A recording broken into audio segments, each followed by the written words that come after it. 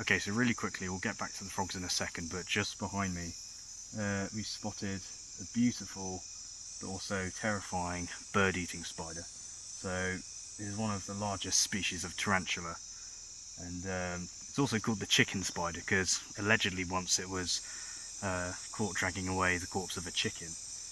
But these tarantulas are very capable of overpowering prey much larger than themselves. It was only recently that one of these tarantulas was seen dragging away a small possum. They are very impressive. This species of tarantula are quite skittish and potentially quite aggressive as they're very nervous. It's not really recommended to catch these, so I'm not going anywhere near it. We've caught other tarantulas on camp, but you'll see how aggressive it is when I do this. Hopefully.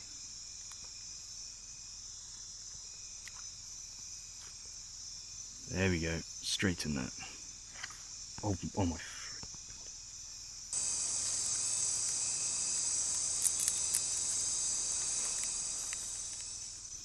Okay, no, this is where you let go. No, this is where you let go.